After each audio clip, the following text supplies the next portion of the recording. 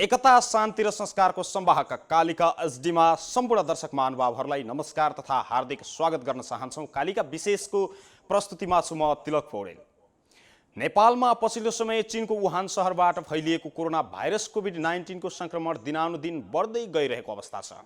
यसबाट करिब 250 जनाले मृत्यु समेत गरिसक्नु भएको छ, अर्थात् ज्यान समेत गुमाइसक्नु भएको अवस्था छ। यस्तै हजारौंले संक्रमित बनिसक्नु भएको छ, कतिले संक्रमणबाट जितेर घर पनि फर्किनु भएको छ, त्यो आफ्नो पक्षमा छ। तर पछिल्लो समय हेर्दै जाँदा नेपालका धेरै अस्पतालहरूमध्ये चितवनलाई विशेष गरी मेडिकल सिटी, मेडिकल हबको रूपमा पनि लिने गरिन्छ।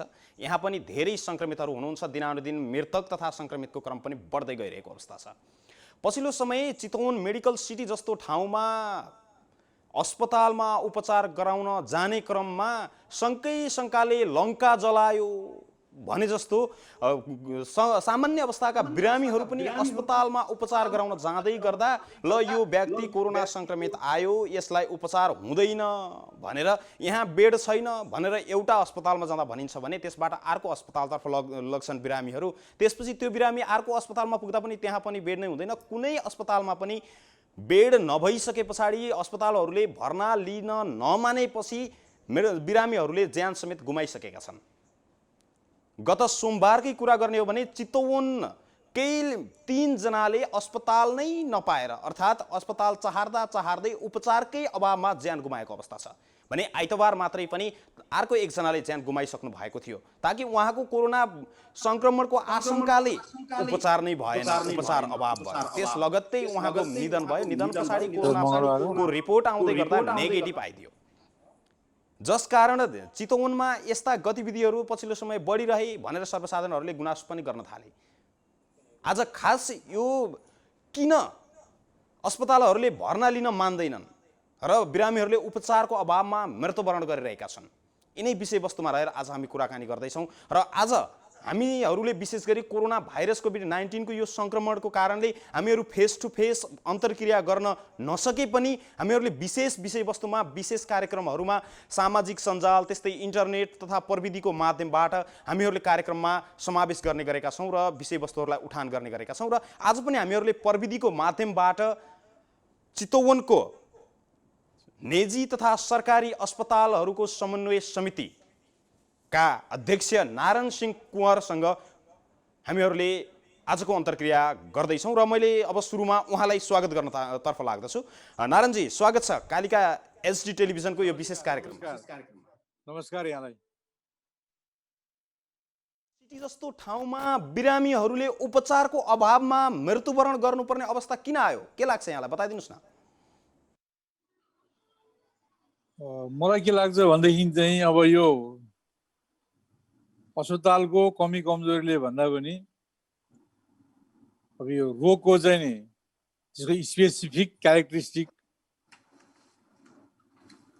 को कारणले भएको भन्ने मलाई लाग्छ। तर यसमा हामी प्राइभेट हस्पिटल र अन्य अस्पताल व्यवसायीहरूको, सञ्चालकहरूको गल्ती कमी कमजोरी भन्दा पनि सरकारले कोभिड र नन कोभिड चाहिँ बिरामीहरूलाई एउटै अस्पतालमा राखेर उपचार गर्नुपर्छ भन्ने खालको जुन एउटा निर्देशन जारी गर्यो, त्यो निर्देशनका कारणले गर्दाखेरिमा अब हामीहरूलाई अलिकति समस्याहरू क्रिएट भए। हाम्रो चाहना भने के हो भने यो अवस्था, यो भयावह अवस्थामा एकातिर बिरामीलाई पनि उपचार गर्ने, कोभिड नन कोभिड दुवै किसिमका बिरामीलाई उपचार पनि गर्ने र हामीले सेवा दिँदै जाँदा र कोभिड संक्रमित चाहिँ बिरामीहरूको सङ्ख्या बढाउने चाहिँ हाम्रो उद्देश्य छैन पनि। र कोभिडलाई कसरी नियन्त्रण गर्न सकिन्छ भन्ने हाम्रो धारणा पनि हो। र अहिले प्रायः जसो चाहिँ नि यो मध्यम वर्गका प्राइभेट अस्पतालहरूमा सबैमा 2-4 जना 5-6 जना कोभिडका बिरामीहरू छन्। र ती कोभिडका बिरामीहरूलाई उपचार गर्ने सिलसिलामा डाक्टरहरू छन्, त्यहाँ सिस्टरहरू छन्, अन्य स्वास्थ्य कर्मीहरू पनि छन्। ती स्वास्थ्य कर्मीहरूले बडा सचेततापूर्वक चाहिँ सर्भिस प्रोभाइड मतलब सेवा दिनु पनि पर्ने र आफू प्यारले सुरक्षित पनि हुनुपर्ने। अब नारायणजी यसो हेर्दै गर्दाखेरि कस्तो पनि देखिन थाल्यो भने अस्पतालहरूको समन्वयको अभाव हो कि जस्तो पनि देखिन थाल्यो। यहाँले कसरी लिनु भएको छ? फेरि एकचोटि रिपिट गर्नुहोस् न। जस्तो तपाईँहरूको यसो हेर्दै गर्दा अस्पतालहरूसँग तपाईँहरूको समन्वयको अभाव, निजी र सरकारी अस्पतालहरूको समन्वयको अभाव पनि हो कि जस्तो पनि देखिन थाल्यो कि यो पछिल्लो समयका गतिविधिहरूले गर्दा? होइन, समन्वय भइरहेको छ। हामीसँगैको समन्वयको कारणले गर्दाखेरिमा हाम्रो पनि एउटा सहभागितामा तपाईँको बागेश्वरीमा 75 बेडको आइसोलेसन तपाईँको चाहिँ एउटा हस्पिटल, कोरोना अस्पताल 3 दिन अगाडि 4 दिन अगाडि हामीले खुलाएको अवस्था पनि हो। र इभेन तपाईँको चाहिँ हामीले सरकारले निर्देशन जारी गरिसकेपछि कोभिड या नन कोभिडलाई प्यारलली एउटै संस्थाले उपचार गर्नुपर्छ है भन्ने निर्देशन जारी गरिसकेपछि हामीले कोभिड नन कोभिडको बिरामीको उपचार गरिरहेको अवस्था हो। तर हाम्रो फिजिकल फेसिलिटी अत्यन्तै लिमिटेडका कारणले गर्दाखेरि बिल्डिङ एउटै, भर्याङ एउटै, र पस्ने करिडोर एउटै, र गेट एउटै, र एउटै धेरै ठाउँमा चाहिँ कमसेकम चाहिँ एउटा चाहिँ यो चाहिँ बाथरुमहरू पनि एउटै भएको कारणले गर्दाखेरिमा चाहिँ नि अलिकति हामीलाई समस्या पर्या हो। अब तपाईँ समन्वय भनौँ न, एउटा निजी तथा सरकारी अस्पतालको समन्वय समितिको अध्यक्षको हिसाबले भनिदिनुहोस् न, यो के यसरी उपचारको अभावमा मेडिकल सिटी जस्तो ठाउँमा 4-5 जनाले ज्यान गुमाउनु भनेको यो सुखद हो र भने? होइन, कुरो यस्तो, बिरामी कुन अवस्थामा कसरी आयो एउटा कुरो, र अर्को कुरो के हुन्छ भनेदेखि चाहिँ जस्तै हिजोकै केसमा पनि हामीले केस स्टडी गर्दा के देख्यौँ भनेदेखि चाहिँ सिटी अस्पतालमा बिरामी लिएर गएको हो। सिटीले बिरामी हेऱ्यो, त्यहाँ सिटीले बिरामी हेरिसकेपछि उसको चाहिँ ब्लड प्रेसर चाहिँ अलिक न्यून देखियो, बिरामीको श्वास प्रश्वास क्रिया पनि अलिक समस्या आइसकेपछि र त्यहाँ भेन्टिलेसन खाली नभएको अवस्थामा अनि एनबिआईसँग सम्पर्क गरेर एनबिआई पठाइएको हो। एनबिआई गइसकेपछि सिटी स्क्यानिङ गरियो, सब कुरो गरियो, र चाहिँ कोभिडको चाहिँ शङ्का गरिसकेपछि र तपाईँको चाहिँ उहाँलाई चाहिँ आइसियुमा राख्नु पर्ने भयो, भेन्टिलेसनमा राख्नु पर्ने अवस्था भयो। र त्यहाँ के थियो भने तपाईँ 6 जना नन कोभिडका बिरामीहरू चाहिँ अपरेसन गरेका बिरामीहरू चाहिँ आइसियुमा बसेका, र त्यही ठाउँमा लगेर तपाईँको चाहिँ भेन्टिलेटरमा राख्दाखेरिमा ती चाहिँ तपाईँको नन कोभिड पेसेन्टलाई पनि कोभिड रोग सर्ने भएको कारणले गर्दाखेरिमा चाहिँ अस्पतालतिर रिफर गर्दै गर्दा अब बिरामीको चाहिँ एउटा खालको चाहिँ स्थितिमा चाहिँ नि दुर्भाग्यपूर्ण चाहिँ अन्त्य हुन पुग्यो भन्ने हामी लागेको छ। र हामीले यो मृतक पछि एकजनालाई अब अरू अन्य 3 जनालाई त कोरोना देखिए पनि एकजनालाई त कोभिड नै अवस्था देखियो। अन्य सामान्य अवस्थाका बिरामीहरू पनि अस्पतालमा जाँदै गर्दा उनीहरूले उपचार नै नपाउने स्थिति पनि आयो। अनि सरकारले फेरि के भनिरहेको छ भने हरेक अस्पताललाई 20 देखि 30% आइसोलेसन बेड तयार गर भनेर निर्देशन पनि दिइरहेको छ। के चितवनका सबै अस्पतालहरूले 20-30% आइसोलेसन कक्षहरू स्थापना गरेका छन् त? सबै ठाउँमा 20% चाहिँ प्राइभेट हस्पिटलमा सबैले 20% चाहिँ बेडहरू, स्वीकृत बेड सङ्ख्याको 20% आइसोलेटेड बेडहरू छुट्याएको अवस्था पनि हो। तर समस्या यहाँनिर के छ, यहाँहरूले बुझ्नुपर्ने कुरा के हो भनिसकेपछि मानौँ एउटा 25 बेडको चाहिँ कुनै अस्पताल छ, म नाम लिन चाहन्न, त्यहाँ 3 जना कोभिडका बिरामी छन् भनिसकेपछि तपाईँको के देखियो भने तिनीहरूलाई उपचार गर्ने चाहिँ मतलब सिस्टरहरूबाट तपाईँको चाहिँ फेरि नन कोभिडलाई चाहिँ उपचार गर्न गाह्रो पर्ने भएको हुनाले, सङ्क्रमण हुन सक्ने सम्भावना हाई भएको हुनाले र डाक्टरहरू पनि आइसोलेसनमा बस्नुपर्ने भएको कारणले गर्दाखेरि त्यहाँनिर उपचार र कठिनाइहरू सिर्जना भएका हुन्। पर्यो भनेदेखि यो कोरोनाका बिरामीहरूलाई सबै ठाउँमा स्क्याटर्ड गरिसकेपछि झन् तपाईँको चाहिँ सर्न सक्ने सम्भावना चाहिँ नि सङ्क्रमितको चाहिँ सङ्ख्या अझ बढ्ने सम्भावना भएको हुनाले कसरी हुन्छ यसलाई नियन्त्रण गर्नुपर्ने हाम्रो दायित्व पनि हो। त्यो भएको कारणले गर्दाखेरि हाम्रो चाहना भनेको के हो भनेदेखि चाहिँ एउटा सङ्क्रमित र नन सङ्क्रमित चाहिँ नि छुट्टा अस्पताल हुनुपर्छ।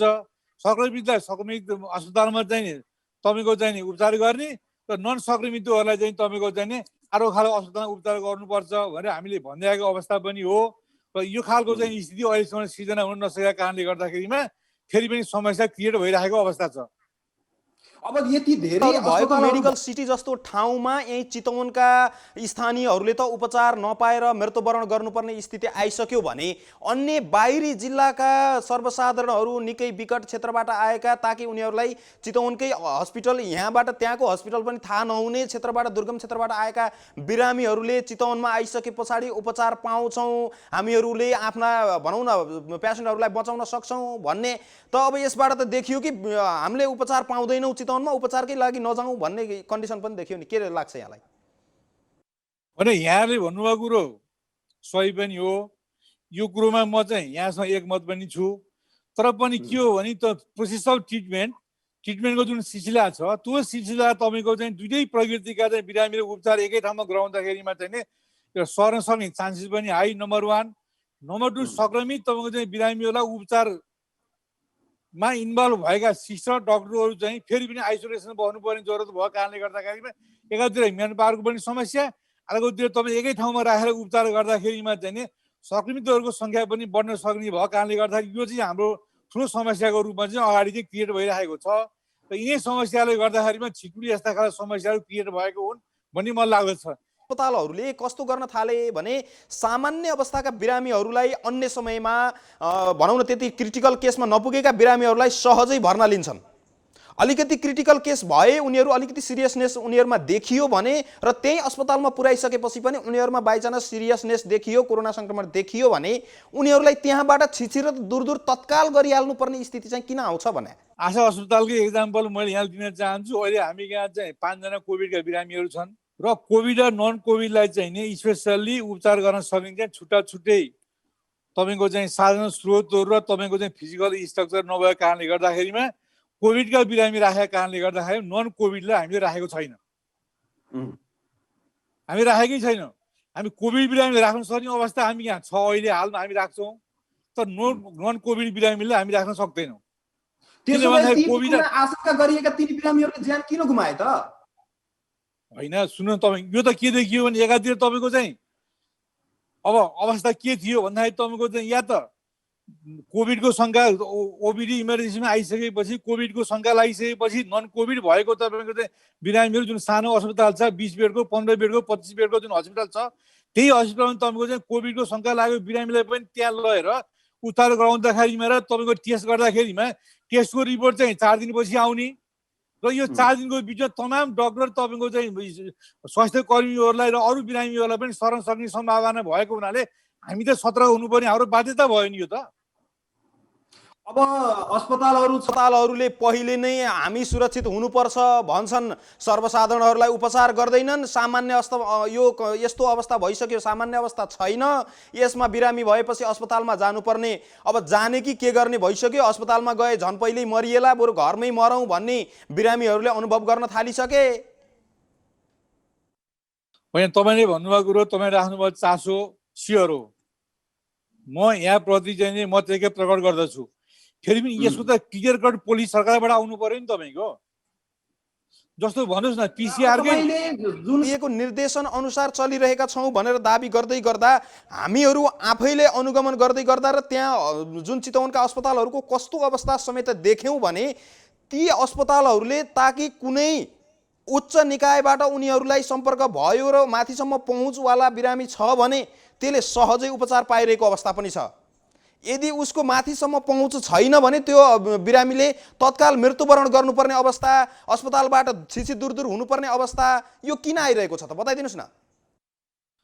होइन, अब यो सन्दर्भमा त हेर्नुहोस् डिटेलली चाहिँ इन्फर्मेसन म पनि राख्न सक्दिनँ। हेर्नु कुन अस्पतालले इन्डिभिजुअली के गर्यो, कसो गर्यो, बिरामी कति बेला आए, कस्तो किसिमको प्रकृतिको बिरामी थियो, कुन कन्डिसनमा आएको थियो, यो सबै कुराहरू इन्फर्मेसन त मसँग पनि छैन। तर हाम्रो पोलिसी के हो भने नेपाल सरकारले दिएको नीति र निर्देशनमा रहेर र स्थानीय सरकारले दिएको नीति र निर्देशनमा रहेर हामीले उपचार गर्ने हो एउटा। र उपचार गर्दै गर्दा सङ्क्रमितहरूको सङ्ख्या बढाउन चाहिँ हाम्रो नैतिकताले दिँदैन। सङ्क्रमितहरूको सङ्ख्या घटाउनुप्रति हाम्रो प्रतिबद्धता रहनेछ, हाम्रो प्रयास जारी रहनेछ। त्यसो कारणले गर्दाखेरिमा चाहिँ हामीले सानातिनो अस्पतालहरू हामी राखिसकेपछि नन कोभिडलाई त्यहीँ राख्दाखेरिमा तपाईँको अलिकति तपाईँको चाहिँ मतलब समस्या आउन सक्ने, अथवा कोभिडको राखिसकेपछि नन कोभिडलाई पनि त्यहाँ राख्न नसक्ने भएको कारणले गर्दाखेरि पनि एउटा स्थिति क्रिएट भएको छ।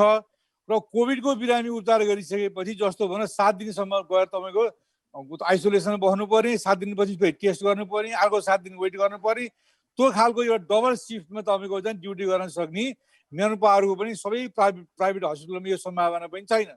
हुनसक्छ जुन दुःखद घटना घट्यो, जति भनौँ न केही मृतकहरूले के अरे केही बिरामीहरूले ज्यान गुमाए, यसलाई कसरी लिनु भएको छ? यो सुखद छ त? सबै कुरो खाली हुँदै सम्भावना हुँदै पनि त्यहाँ पनि डाक्टर साहबहरू आइसोलेसन बसेको स्थिति र स्वास्थ्य कर्मीहरू पनि आइसोलेसनमा बसेको स्थितिले गर्दाखेरि पनि बिरामीहरूलाई त भर्ना लिएर उपचार गर्न नसकेको स्थिति पनि हो। अब यो जुन घटना घट्यो जुन अब बिरामीहरूले ज्यान गुमाए यो घटना सुखद छ त कसरी लिनु भएको छ तपाईँले? घटना दुःखद पनि हो। यसमा चाहिँ तपाईँको चाहिँ हामी चाहिँ तपाईँको चाहिँ यसलाई चाहिँ तपाईँको चाहिँ एकदम मानवीय हिसाब किताबले तपाईँको चाहिँ अत्यन्तै तपाईँको दुःख प्रकट गर्दछौँ। फेरि पनि के हो भने हामीले थुप्रै कोरोनाका बिरामीहरू उपचार गरेर पठाएको स्थिति पनि छ। यो यहाँ पनि हेरिदिनु पर्यो। बिरामी कुन कन्डिसनमा आएको छ, तपाईँको चाहिँ परिस्थिति कस्तो छ। बिरामीहरूले उपचारपछि घर फर्किएका छन्, त्यो अब स्वाभाविक नै भयो। कोही बिरामीहरूले अब अस्पतालमै बसिरहेका छन्, 10-15 दिनसम्म पनि स्वाबको रिपोर्ट आउँदैन। रिपोर्ट अब कोरोना पोजिटिभ छ कि नेगेटिभ छ, यो सङ्क्रमित हो भनेर उनीहरूप्रति चिकित्सकहरूको व्यवहार अलिकति फरक तरिकाको हुन्छ। मृत्यु भइसकेपछि सङ्क्रमणको पुष्टि आउँछ, कोही सङ्क्रमित छन्, कोहीमा रिपोर्ट अब नेगेटिभ आइदिन्छ।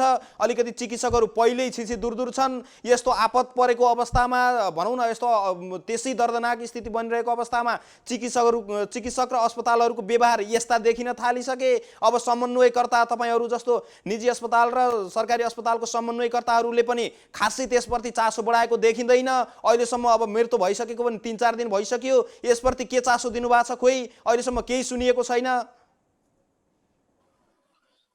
होइन, यहाँले चाहिँ राख्नुभएको कुरा सही हो, मैले यसमा अन्यथा लिएको पनि छैन।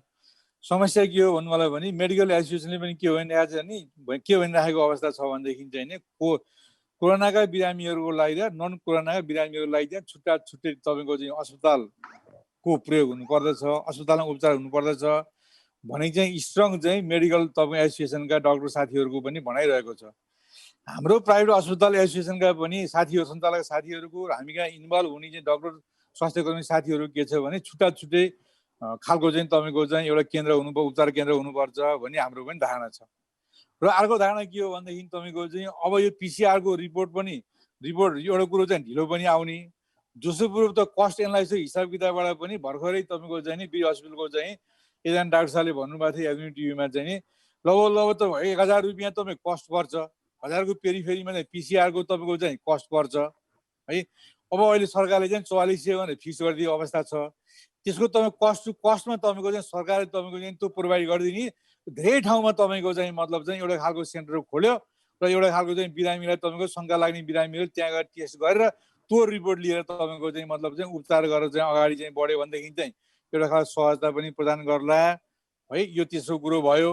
र अर्को कुरो के हो भनेर भन्नुहुन्छ भने फेरि पनि हामीले नेपाल सरकारले अहिलेको अवस्थामा दिएको नीति निर्देशन, स्थानीय सरकारले दिएको नीति निर्देशन आदेश अनुसार हामीले चाहिँ र कोभिड र नन कोभिडका बिरामी उपचार गरिरहेको अवस्था छ। तर कोभिडका बिरामीहरू राखिसकेपछि नन कोभिडका त्यहाँ उपचार गर्दाखेरिमा र तपाईँको चाहिँ सङ्क्रमण हुने सम्भावना हाई भएको हुनाले यसलाई हामीले समस्या पनि पारेको छ एउटा कुरो। र अर्को कुरा के हो भनेदेखि तपाईँको चाहिँ भएको भेन्टिलेटरहरू भएको आइसियुमा पनि तपाईँको अब अलिकति नन कोभिडका बिरामी छन् भनेदेखि पनि त्यहाँ कोभिडले राख्न गाह्रो, कोभिडका बिरामीहरू छन् भने पनि नन कोभिडले राख्न गाह्रो छ। जस्तो तपाईँको तपाईँ आइसियु भेन्टिलेटर राख्ने जुन केन्द्रहरू छन्, एउटा तपाईँ एउटा कोठा न 3-4वटा कोठाहरू सङ्क्रमणकालीन तपाईँ रोग लागेर आएका तपाईँको बिरामीहरूको भेन्टिलेटर तपाईँको चाहिँ आइसियु कक्ष बेग्लै र तपाईँ नन तपाईँको चाहिँ सङ्क्रमणका बिरामीहरूको लागि भेन्टिलेटर तपाईँको चाहिँ आइसियुको छुट्टै व्यवस्था छ भनेदेखि तपाईँको चाहिँ त्यहाँ चाहिँ छुट्टै राखेर उपचार गर्न सकिने अवस्था चाहिँ बन्न सक्थ्यो। यो खालको स्थिति तपाईँको चाहिँ नेपाल सरकारको पोलिसी पनि आएको अवस्था रहेन। इभेन बी हस्पिटलमा पनि यो अवस्था छैन र तपाईँको चाहिँ इभेन तपाईँको पाटना अस्पताल पनि यो स्थिति छैन, तपाईँको टिचिङमा पनि यो स्थिति चाहिँ छैन। त्यो कारणले गर्दाखेरि अब सरकारले यथाशीघ्र चाहिँ नि यो खालको मापदण्ड चाहिँ मतलब बनाउनुपर्छ भन्ने म चाहिँ सरकारसँग चाहिँ म चाहिँ यो अनुरोध गर्न चाहन्छु तपाईँहरूको मिडिया मार्फत। तपाईँ एउटा चितवनको सरकारी तथा निजी अस्पतालहरूको समन्वयकर्ता हुनुहुन्छ, समन्वय सङ्घको अध्यक्ष समेत हुनुहुन्छ। तपाईँले यो कुरा प्रश्न पारिदिनुहोस् कि अन्य समयमा चितवनमा आएका बिरामीहरू भनौँ न उनीहरू आइसियुमा भर्ना भएर लामो समयसम्म बसिरहँदाखेरि पनि जति नै बिरामी आए पनि चितवनका अस्पतालहरूमा ठाउँ पुगेकै थियो, भनौँ न त्यो अत्यावश्यक सामग्रीहरू पुगेकै थिए। अहिले अब तिनै अस्पतालहरूले भन्छन् विगतको तुलनामा अहिले बिरामीहरूको सङ्ख्या निकै कम छ भनेर तिनै अस्पतालहरूले भन्छन्, तर 2 जना अहिले अलिकति सिरियसनेसका बिरामीहरू पुगे भने उनीहरूलाई भेन्टिलेटर छैन, आइसियु छैन, आइसोलेसन कक्ष छैन भनेर तिनै अस्पतालहरूले भन्छन्। तपाईँ अनुगमनकर्ता भएको एउटा हिसाबले भनिदिनुहोस् कि यी अस्पतालहरूमा आइसियु अनि त्यस पछाडि भेन्टिलेटर लगायतका यी अत्यावश्यकका सामग्रीहरू यिनीहरूले नभएरै छैन भनेका छन् या भएर पनि छैन भनेका छन्? के अनुगमन गर्नु भएको छ? मैले तपाईँलाई पनि प्रश्न गर्न चाहेँ यहाँनिर। अब भन्नुहोस्, एउटा कुनै प्राइभेट हस्पिटलमा 6वटा भेन्टिलेटर छ, 6 बेड छ, त्यसमा 4 जना तपाईँको चाहिँ नि बिरामीहरू उपचार भइरहेको छ, 2टा बेड खाली छ। एउटा शङ्कास्पद, एउटा सिरियस कोरोना लागेको बिरामी आयो भनेदेखि त उसलाई भेन्टिलेटर राख्नुपर्छ भन्ने खालको स्थिति क्रिएट भइसकेपछि अब त्यसलाई 4 जना चाहिँ भएको जुन 2टा बेड खाली छ, 6 बेड तपाईँको चाहिँ जुन एउटा तपाईँ आइसियु कक्ष छ, त्यो खाली भएका 2 बेड मध्ये एउटा बेडमा राखेर तपाईँको चाहिँ कोरोना शङ्का लागिसके कोरोनाको टेस्टको लागि चाहिँ रिपोर्ट पठाउँदाखेरिमा 4 दिनपछि रिपोर्ट आउने। रिपोर्ट आइसकेपछि तपाईँको चाहिँ भएका चाहिँ 4 जना मान्छेलाई पनि तपाईँ कोरोना सङ्क्रमण गराउने काम चाहिँ अस्पतालको निम्ति चाहिँ ग्राह्य हो कि होइन? यो कुरो चाहिँ नि यो कुरो यहाँले बुझिदिनु पर्यो नि त। तपाईले अगाडि भन्दै गर्दा यसभन्दा पहिला त भएको थियो भने अहिले भर्खरै एउटा दुईटा अस्पतालहरूमा हामीसँग अझै पनि कोरोना बाहेकका बिरामीहरू राख्ने ठाउँ छैन, कोरोनाका आशंका भएका व्यक्तिहरूलाई, कोरोना सङ्क्रमितहरूलाई राख्ने ठाउँ छ भनेर तपाईँले यसमा पहिले नै भनिसक्नु भएको छ। यो अवस्थामा चाहिँ तपाईँहरूले एउटा अस्पतालमा भएका कोरोना सङ्क्रमितहरूलाई त्यो ठाउँमा परिपूर्ति गरेर त्यो स्थानमा नयाँ बिरामीहरूलाई पनि त राख्न सकिन्थ्यो नि। त्यो विषयमा समन्वयको खाँचो किन देखियो त? गल्ती कमजोरीहरू अनुसन्धानकर्ताहरू, तपाईँहरू भनौँ न समन्वयकर्ताहरूले अस्पतालहरूलाई जोगाउनै पट्टि मात्रै लागेको देखिन्छ। कुनै पनि त्यसमा तत्काल तपाईँहरूले अगाडि बढेर कारबाही गरेका अहिलेसम्म गतिविधिहरू देखिएका छैनन्। चितवनमा धेरै विवादित कुराहरू निस्किरहेका छन्। भने यहाँहरूले चाहिँ यसरी बुझिदिनु पर्यो कि वार्डमा तपाईँको चाहिँ एउटा कोभिड बिरामी राखिसकेपछि अर्को कुनै वार्डमा नन कोभिडलाई राखेर उपचार गर्न सकिन्छ। तर चितवनका प्राइभेट हस्पिटल सबै ठाउँमा तपाईँको चाहिँ नि वार्ड अनुसार मेडिकल वार्डमा चाहिँ नि आइसियुको व्यवस्था छुट्टै, मेडिकल वार्डमा आइसियुको व्यवस्था छुट्टै, सर्जिकल डिपार्टमेन्टमा आइसियुको व्यवस्था छुट्टै, बालरोग विभागमा चाहिँ नि आइसियुको व्यवस्था छुट्टै छैन। त्यसकारण यहाँनिर सामान्य कोरोना लागेको बिरामी छ र तपाईँको चाहिँ उसलाई तपाईँको चाहिँ एउटा खालको चाहिँ तपाईँको चाहिँ क्रिटिकल चाहिँ सपोर्टको आवश्यक छैन भन्दाखेरि त्यसलाई राखेर उपचार गर्न सकिने अवस्था छ। जस्तो एनपिआई भन्नु छ भने पनि आशामै पनि त्यस्तो खालको बिरामी उपचार गरिरहेको अवस्था पनि हो।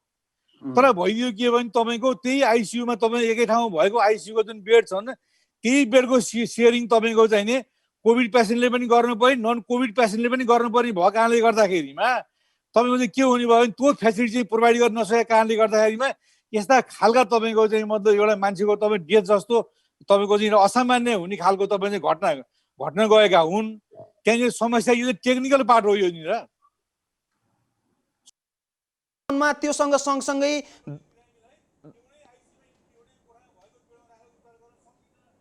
कारणले गर्दाखेरि यहाँनिर तपाईँको चाहिँ केही पेसेन्जरको चाहिँ असामान्य निधन भइरहेको कुरो पनि यहाँले बुझ्दिन पर्यो।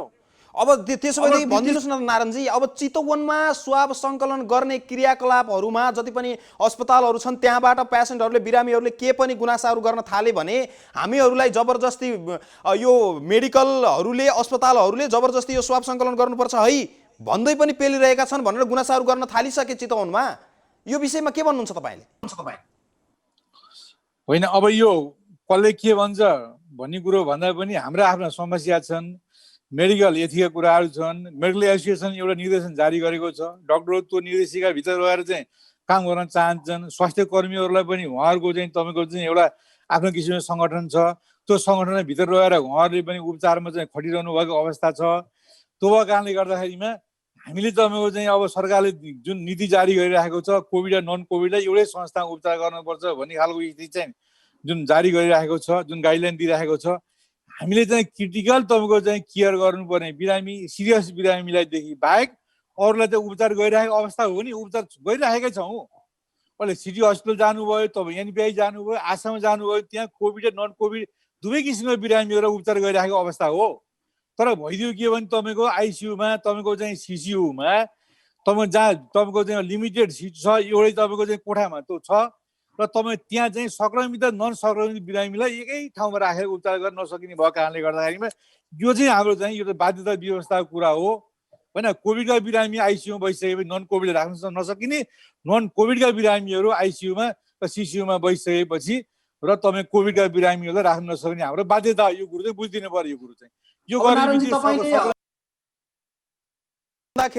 अब मैले एउटा के पनि सोध्न चाहेँ भने अब जुन पहिला एउटा अस्पतालमा गइसकेको बिरामीलाई त्यहाँबाट यहाँ ठाउँ छैन भनेर त्यहाँबाट अन्यत्र लैजानुस् भनेर भन्नुपर्ने अवस्था अस्पतालहरूले त्यो भन्नुपर्ने हो कि एउटा भनौँ न सरकारी अस्पताल अथवा कुनै अस्पतालसँग अस्पतालले नै समन्वय गरेर ल यो अस्पतालमा लैजानुस् भनेर सम्बन्धित निकाय देखाइदिनु पर्ने हो अनि त्यस पछाडि त्यो बिरामीले त्यहाँ गएर उपचार पाउनुपर्ने हो कि अल्पत्रै बिचमा मर्नुपर्ने हो? तपाईँले के देख्नुहुन्छ त यो बिचमा बताइदिनुहोस् न। किन बिरामीहरूले अब भनौँ न एउटा अस्पतालबाट आफै खोज्दै अर्को अस्पतालमा, त्यसबाट अर्को अस्पतालमा, हरेक अस्पताल सबै चाहर्नुपर्ने अवस्था किन आउँछ? होइन, कुरा के हुन्छ तपाईँ हुनुलाई जस्तो मान्नुहोस् कुनै एउटा अस्पतालमा तपाईँको चाहिँ एउटा बिरामी थियो, बिरामी उपचार गर्दा गर्दै कोभिड टेस्ट गर्दाखेरिमा पोजिटिभ आयो। आइसकेपछि के हो भने त्यो ट्रिटमेन्टमा तपाईँको चाहिँ खटिएका स्वास्थ्यकर्मी र चिकित्साकर्मी सबै आइसोलेसनमा बस्नुपर्ने जरुरत भयो। एटलिस्ट मिनिमम पनि 7 दिन आइसोलेसनमा बस्नुपर्ने तपाईँ स्थिति क्रिएट हुन्छ। त्यस्तो स्थिति क्रिएट भएको ठाउँमा 2-3जना फिजिसियन भन्दा कुनै प्राइभेट इन्स्टिट्युटमा बढी फिजिसियन छैन। र फिजिसियनले हेर्नुपर्ने केस भएको कारणले केस अलिक सिरियस छ र फिजिसियनले हेर्नुपर्ने केस भएको चाहिँ तपाईँको चाहिँ फिजिसियनले हेर्नुपर्ने केस हो र फिजिसियनको उपस्थिति छैन, ऊ आइसोलेसनमा बसेको छ भनिसकेपछि अस्पताल प्रशासनले अस्पतालले के हुनिदिनु भयो भनेदेखि चाहिँ यहाँ चाहिँ बेडै भए पनि डक्टरको चाहिँ तपाईँको चाहिँ अनुपस्थिति भएको कारणले गर्दाखेरिमा उपचार गर्न सकिन्न भनेर भन्न सक्ने स्थिति भयो। एउटा कुरो। अर्को कुरो के देखियो भने तपाईँ वार्डमा बेडहरू सीमित छन् तपाईँको चाहिँ नि है, त्यो त लिमिटेड बेडहरूमा त्यहाँ कोरोनाका पेसेन्ट 3-4जना बिरामी छन् भनेदेखि तपाईँको चाहिँ त्यो कोरोना हो कि होइन भन्ने खालको तपाईँ बोर्डर लाइनको केस आयो र तपाईँ त्यो बिरामीलाई त्यहाँ लिँदाखेरिमा चिकित्सक छ, स्वास्थ्यकर्मी सही सलामत छन् भनी पनि बोर्डर लाइनको केस छ र तपाईँको चाहिँ त्यो भर्ना गरिसकेपछि भोलि पिसिआर टेस्टको निम्ति पठाउँदाखेरिमा तपाईँको चाहिँ भोलि 72 घन्टापछि तपाईँको चाहिँ मतलब 3 दिन 4 दिनपछि त्यो केस आउँदाखेरिमा बाई दी वे तपाईँको पोजिटिभ अब आउने बित्तिकै तमाम समस्या आउने भयो। तपाईँको चाहिँ नन तपाईँको चाहिँ मतलब चाहिँ पोजिटिभ केस हो, नेगेटिभ केसहरू पनि पोजिटिभ तपाईँको चाहिँ वेमा जान सक्ने भएको हुनाले यो हाम्रो बाध्यता हो, यो बुझिदिनु पर्यो यहाँहरूले यो कुरो चाहिँ। होइन जोगाइरहन खोज्नुकोले सम्बन्धित निकाय देखाइदिन त सक्थ्यो नि त। अन्तिममा बिरामी चाहर्दै सरकारी अस्पतालमा पुर्याउनु पर्ने कन्डिसन आयो भने त्यो जुन सुरुवातमा लगेको अस्पतालले सरकारी अस्पतालमा सुरुमै देखाइदिन किन सकेन त? कसरी तपाईँ बिरामी पनि चाहना होला, कहाँ लिएर जाने, कसरी लिएर जाने भने त बिरामीको पनि चाहना होला, कतिपय कुरा एम्बुलेन्सको पनि छुट्टै चाहना पनि हुन्छ। हेर्नुहोस् तपाईँको सरकारी त्यो मात्रै नभइकन बिरामी कन्डिसनमा बिरामी पुगिसकेको छ त चिकित्सकहरूले बताइदिने होला नि। सुन्नुहोस् तपाईँको यहाँनिर अब तपाईँको चाहिँ मेडिकल कलेज, 2टा मेडिकल कलेज र सरकारी अस्पतालको विषयमा चाहिँ नि म त्यति तपाईँको विज्ञ होइन, धेरै कुराहरू मलाई थाहा पनि छैन। उहाँले कसरी गर्नुभएको छ के गर्नुभएको छ भने उहाँहरूले तपाईँको चाहिँ इन्क्वायरी गर्दाखेरि यहाँले बुझ्नु होला। तर हामी 20-22 जुन प्राइभेट हस्पिटल छन् ती अस्पताल कुनै पनि बन्द भएको स्थिति पनि छैन। ती सबैले कोरोना बिरामी र नन कोरोना बिरामी सबै किसिमको बिरामीलाई उपचार गरिराखेको अवस्था पनि हो। तर कहिलेकाहीँ अवस्था के हो भने त कोरोना नन कोरोना बिरामीहरूलाई तपाईँको चाहिँ एकै ठाउँमा राखेर उपचार गर्न तपाईँको चाहिँ सकिने खालको तपाईँको 15 बेडको, 20 बेडको, 25 बेडको, 20 बेडको तपाईँको चाहिँ मतलब बेड छ, 25 बेडको तपाईँको चाहिँ हस्पिटल छ भने 5-6 बेड तपाईँको चाहिँ त्यहाँ चाहिँ नि छुट्याउनु पर्ने, तपाईँको आइसोलेटेड बेडमा छुट्याउनु पर्ने, हामीलाई चाहिँ राख्न सक्ने स्थिति चाहिँ छैन। समस्या यो यहाँनिर तपाईँको चाहिँ। जी अब यो जुन नघट्नुपर्ने घटना घटिसक्यो, बिरामीहरूले ज्यान गुमाइसके, अब तपाईँ एउटा निजी तथा सरकारी अस्पतालहरूको एउटा जिम्मेवार व्यक्ति पनि हुनुहुन्छ। अब यो घटनामा अब कसलाई दोषी ठान्ने, यो घटनाबाट अब यी पीडितहरूलाई जुन बिरामीहरू मृतक परिवारहरू छन् यिनीहरूलाई कसरी आश्वासन दिने, अब यो यसमा दोषी चाहिँ कसलाई देख्ने त के देख्नुहुन्छ यहाँले? आफ्नो व्यक्तिगत तरिकाले भनिदिनुहोस् न। होइन, यहाँले फेरि पनि के बुझिनु भएन भनेदेखि तपाईँको चाहिँ यो प्राइभेट हस्पिटल सञ्चालन गर्ने भनेको नेपाल सरकारको नीति नियमहरूका तपाईँको अन्तर्गत रहेर सञ्चालन गर्ने कुरा मेडिकल एसोसिएसनले दिएको तपाईँको चाहिँ मतलब एउटा खालको तपाईँ निर्देशन कुराहरू आउँछ। स्वास्थ्य कर्मीहरूले दिएका चाहिँ तपाईँको चाहिँ उहाँको एसोसिएसन छ, उहाँले दिएको नीति निर्देशन कुराहरू छन्। प्राइभेट हस्पिटलमा आफ्नै नीति नियमहरू छन्। यी सबै कुराको समायोजन गरेर लिमिटेड चाहिँ साधन स्रोतलाई कसरी बढीभन्दा बढी बिरामीहरूलाई तपाईँको राहत दिन सकिन्छ भनेर सञ्चालन गर्ने कुराहरू हो। र यी सबै कुराहरू तारतम्य मिलाउँदाखेरिमा चाहिँ तपाईँले जनताले अपेक्षा गरेको र बिरामीले अपेक्षा गरेको हामीले अपेक्षा गरेको चाहिँ अनुसारको रिजल्ट चाहिँ प्राप्ति नहुन सक्छ। एकाध घटनाहरू घटेका छन्, अत्यन्तै दुःखदायी घटना घटेका छन्। फेरि पनि प्राइभेट हस्पिटलले कोरोनाको अरू बेलामा सबै किसिमका बिरामी लिने उपचार गर्ने र अहिलेको अवस्थामा बेड छैन, डाक्टर छैन, यो छैन ऊ छैन भन्ने जुन एउटा प्रवृत्ति आएको छ भने जुन मिडियामा जुन हाउबुजी आएको छ, मैले चाहिँ कडा तपाईँको चाहिँ रूपमा चाहिँ म प्रतिवाद गर्न चाहन्छु। यो चाहिँ कुनै हालतमा होइन। यो हामीले हाम्रो साधन र स्रोत तपाईँको चाहिँ अनुरूप हामीले जे गर्नु पर्ने तपाईँको चाहिँ एउटा मानवीय हिसाब किताबले, व्यवसायिक हिसाब किताबले, राष्ट्रको सचेत नागरिकको हैसियतले जे गर्न सक्छौँ त्यो चाहिँ गरिरहेको चाहिँ कुराहरू यहाँको चाहिँ मिडिया मार्फत चाहिँ तपाईँको चाहिँ मलाई सूचित गरिदिनु हुन अनुरोध गर्दछु। मैले तपाईँले एउटा के पनि भनिदिनुहोस् भने अब यो जुन अस्पतालहरूबाट जुन क्रियाकलापहरू भयो, बिरामीहरूले ज्यान गुमाए, अस्पतालहरूमा ठाउँ भएन, यी व्यवस्थापनको लागि आगामी दिनमा यस्ता घटनाहरू अझै बढ्न सक्ने प्रचुर सम्भावना छ। बिरामीहरू बढ्दै जान्छन्, कोरोनाको पनि भयावह स्थिति हुँदै गइरहेको अवस्था छ। दिनानुदिन अब चिकित्सकहरूले नै कोरोना सङ्क्रमणबाट ज्यान गुमाउन थालिसके। अब यसबाट आगामी दिनमा यस्ता घटनाहरू नघटुन् भनेर तपाईँहरूले के कस्ता योजनाहरू बनाएर अगाडि बढ्दै हुनुहुन्छ? सुन्नुहोस् न, हामीले त यो योजना चैतको सेकेन्ड विकमै हामीले योजना बनाएको। हामी मेडिकल कलेज, भरतपुर अस्पताल, महानगरपालिका र त्यो हामी प्राइभेट अस्पतालहरूमा विशेष गरी महानगरपालिकाले संवेदनकारी भूमिका खेलेर हामीले उद्योग सङ्घको परिसरमा 100 बेडको कोरोना अस्पतालको हामीले 72 घण्टामा चाहिँ हामीले चाहिँ नि ओपनिङ गरेको अवस्था पनि हो। लगभग 475-500 जना बिरामीहरू, जुन बिरामी गोर्खाबाट आए, लमजुङबाट आए, तनु, बारा, पर्सा, रौतहट, रूपन्देहीबाट आएका बिरामीहरूलाई पनि सही सलामत उपचार गरेर पठाएको अवस्था पनि हो। र अस्पताल सञ्चालन गर्दै गर्दा तपाईँ नन तपाईँको चाहिँ हस्पिटल सेन्टरमा तपाईँको चाहिँ आइसोलेसन तपाईँ वार्ड बनाएर उपचार गर्दै गर्दा हाम्रा पनि केही समस्याहरू तपाईँको चाहिँ आए र तपाईँको चाहिँ बिरामीहरूले अपेक्षा गरेको र बिरामीका भिजिटरहरूले अपेक्षा गरे अनुरूपको सेवा र सुविधा हामीले त्यहाँ दिन नसकेको अवस्था पनि त्यहाँनिर यो भयो। र अर्कोतिर नेपाल सरकारले पनि जुन किसिमले हामीलाई सपोर्ट गर्नुपर्ने हो त्यो सपोर्ट पनि हामीले नपाएको अवस्था पनि हो। र अर्को कुरा के देखियो भनेदेखि तपाईँको चाहिँ फेरि कोरोनाको यो खालको तपाईँ लहर, यो खालको चाहिँ एग्रेसिभ पाराले कोरोनाको जुन सङ्क्रमितको रेट बढ्ला भनेर हामीले अहिले नसोचेको अवस्था पनि हो। अब प्रधानमन्त्रीज्यूले पनि बेसार पानी खाएपछि, अदुवाको झोलझोल खाएपछि निको हुन्छ भन्ने खालको एउटा चाहिँ मेसेज पनि तपाईँको सेन्ट्रल लेभलमा चाहिँ आएको अवस्था कारणले गर्दाखेरिमा तपाईँको एउटा कोरोना समय त सिरियसली हामीले अगाडि लैजानुपर्ने हो।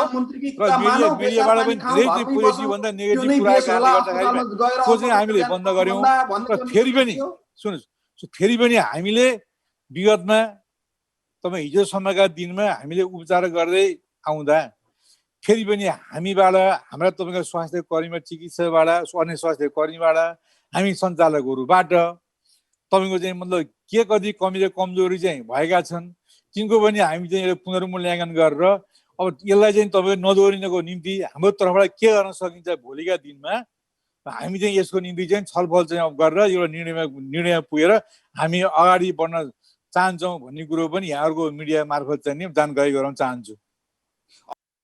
यो जुन घटना घट्यो यो विषयमा तपाईहरूले निजी तथा सरकारी अस्पताल समन्वय समितिले केही अनुगमन गर्नुपर्ने अवस्था देख्नुहुन्छ या यो अनुगमन गर्नै पर्दैन, के देख्नुहुन्छ? होइन, अनुगमन त हामीलाई केन्द्रले पनि अनुगमन गरिरहेको स्थिति हो, यहाँको चाहिँ लोकल गभर्मेन्टले पनि अनुगमन गरिरहेको स्थिति पनि हो है। अब मलाई के लाग्छ भने सरकारले अनुगमन गरेर कमी र कमजोरीहरू कोट्याएर भएको अस्पतालहरूलाई पनि बन्द गराउने खालको चाहिँ स्थिति चाहिँ तपाईँ क्रिएट भयो भनेदेखि हामीहरू बिचमा पनि मतभन्दान्तर क्रिएट भयो भने जुन खालको चाहिँ स्पिड तपाईँको चाहिँ अलिक बढिरहेको छ, तपाईँको चाहिँ यो रोगको चाहिँ सङ्क्रमितहरूको सङ्ख्या बढिरहेको छ। अहिले दिइरहेको तपाईँको सेवा र सुविधा पनि दिन नसक्ने स्थिति आउन सकेन भने पनि गाह्रो पनि होला। त्यो कारणले गर्दाखेरिमा के हाम्रा ब्लन्डर मिस्टेकहरू छन्, ठुला तपाईँको चाहिँ कमी कमजोरी छन् भनेदेखि चाहिँ यथाशीघ्र हामी 24 घण्टाभित्र हामीले आफूलाई सुधार गर्नुपर्छ। भन्ने खालको तपाईँको चाहिँ स्थिति पनि यहाँहरू समक्ष म चाहिँ नि प्रकाश पार्न चाहन्छु। होइन ठिकै छ, सानोतिनो कमजोरी छन् भने पनि यसलाई तपाईँको चाहिँ 2-4 दिन 5-7 दिनभित्र तपाईँको चाहिँ मतलब कसरी के गर्ने भन्ने कुरो पनि छ। र होइन कमजोरी छन् र तपाईँ यिनलाई चाहिँ हटाउनै सक्ने स्थिति छैन भनेदेखि चाहिँ हामी आफैले पनि प्राइभेट हस्पिटलहरू चाहिँ तपाईँले सटडाउन गर्नुपर्छ भन्ने खालको स्थिति पनि हो। र अर्को कुरो हामी के अहिले लागिरहेको छौँ भनेदेखि चाहिँ यही अस्पताल तपाईँको रोडकै चाहिँ पेरिफेरीमा हामीले सकिन्छ भने 150 बेडको अथवा तपाईँको चाहिँ कमसेकम चाहिँ नि र हामीले 75 बेडको चाहिँ आइसोलेसन तपाईँको चाहिँ एउटा खालको आइसोलेटेड टाइपको चाहिँ हस्पिटल खोल्न भनेर पनि हामी लागिरहेको अवस्था पनि छ। अहिले सरकारसँग सहयोगको निम्ति पनि आग्रह पनि गरिरहेका छौँ, लोकल गभर्मेन्टसँग आग्रह पनि गरिरहेका छौँ। र यहाँले के भनिदिनु पर्यो भने बागेश्वरीमा जुन एउटा चाहिँ तपाईँको प्राकृतिक चिकित्सालयमा 75 बेडको जुन आइसोलेसन जुन हस्पिटल बन्यो त्यसमा पनि हाम्रो आफ्नो पनि कन्ट्रिब्युसन छ, मेडिकल कलेजको पनि आफ्नो कन्ट्रिब्युसन छ। त्यसको संवेदनकारी भूमिका चाहिँ नगरपालिकाले खेलेको हो र भरतपुर महानगरपालिकाका बिरामीहरूलाई चाहिँ सकेसम्म यहीँ राखौँ भन्ने खालको सोचाइ हो। अरू महानगरपालिका बिरामीहरूलाई पालिकाभित्र चाहिँ आइसोलेसन तपाईँको चाहिँ वार्डहरू खोल्ने, बेडहरू राख्नुपर्छ भन्ने खालको चाहिँ कुराहरू पनि एउटा खालको हाम्रो सर्वदलीय एउटा चाहिँ समिति अब सांसदहरू सिडिओ साहबहरू हामी बसेर एउटा निर्णय गरेको चाहिँ अवस्था पनि हो। मलाई के लाग्छ भनेदेखि चाहिँ नि अब हामी चाहिँ एकातिर हामी जनता पनि स्वयं सतर्क पनि हुनुपर्ने। हामीले जुन किसिमको एउटा प्रोटोकल हिजोका दिनमा सञ्चालन गरिरहेका थियौँ र एउटा बेसी गरी तपाईँको चाहिँ नि भोलिका दिनमा चाहिँ हिजोको अस्तिको कमी कमजोरीहरू केही छैन भने तिनलाई पनि औँल्याएर कसरी हुन्छ हामी पनि सुधार उन्मुख दिशामा अगाडि जानुपर्छ भन्ने कुरो पनि म यहाँ जान चाहन्छु। र एउटा कुरो यहाँले के बुझ्दिनुहोस् भने अहिले पनि यो कोरोनाको विषयमा WHO पनि तपाईँको सङ्क्रमित हो कि होइन भन्ने कुरा ऊ पनि अहिले पर्फेक्टली तपाईँको चाहिँ मतलब चाहिँ कन्भिन्स ऊ पनि छैन। उसले पनि हामीलाई दिएका नीति र निर्देशनहरू तपाईँको चाहिँ बेलामा चाहिँ हेरफेर भइरहेको अवस्था पनि हो। त्यो कारणले अब नन तपाईँ एसिम्टोमेटिक सिम्टम नभएका तपाईँको चाहिँ बिरामीबाट रोग सर्छ सर्दैन, मास्क लगाउनु पर्ने नपर्ने, सोसल डिस्टेन्सिङ चाहिँ मेन्टेन गर्नु पर्ने नपर्ने, यी कुराहरू पनि बडा कन्ट्रोभर्सियल रूपमा चाहिँ आइरहेको अवस्था पनि छ। फेरि पनि जे जस्तो स्थिति भए पनि नेपाल सरकारले दिएको नीति निर्देशन र हाम्रो लोकल गभर्मेन्टसँग हामी कोअर्डिनेसन गरेर तपाईँको चाहिँ भोलिका दिनमा चाहिँ तपाईँको चाहिँ हामीले गर्न सक्ने तपाईँको चाहिँ एउटा सुधार उन्मुख तपाईँ जुन एउटा हेल्थ सर्भिस छ त्यसलाई अगाडि बढाउनु पर्छ भन्ने कुरामा चाहिँ हामी लागिरहेको अवस्था चाहिँ हो। मेरो नाम समयको लागि र प्रश्न पारिदिने यो मौका दिनुभयो तपाईँलाई धेरै धेरै धन्यवाद छ। उहाँ हुनुहुन्थ्यो चितवनका निजी तथा सरकारी अस्पतालहरूको समन्वय समितिका अध्यक्ष नारायण सिंह कुँवर। उहाँसँग रहेर आज हामीहरूले विशेष गरी चितवनमा गत सोमबार र आइतबार गरी केही व्यक्तिहरूले अस्पताल चाहर्दै उपचारको अभावमा मृत्युवरण गर्नुभएको अवस्था थियो। यिनै महत्त्वपूर्ण विषयवस्तुमाथि रहेर कुराकानी गर्ने जमर्को गऱ्यौँ र उहाँबाट हामीहरूले थप यो किन यस्तो अवस्था आयो, खास चितवनका जति पनि अस्पतालहरूमा के क्षमता नभएकै हो र त्यहाँ उपचार भनौँ न तिनी अस्पतालहरूमा बेडहरूको अभावले नै उनीहरूले उपचार नपाएका हुन् त भन्ने विषयवस्तुमा रहेर कुराकानी गऱ्यौँ। यतिका बेरसम्म टेलिभिजन सेट अगाडि बसेर कार्यक्रम कालिका विशेष हेरेर साथ दिने सम्पूर्ण दर्शक महानुभावहरूप्रति विशेष आभार तथा धन्यवाद ज्ञापन गर्दै आजको यस बसाइबाट म तिलक पौडेल पनि बिदा हुन चाहन्छु। नमस्कार।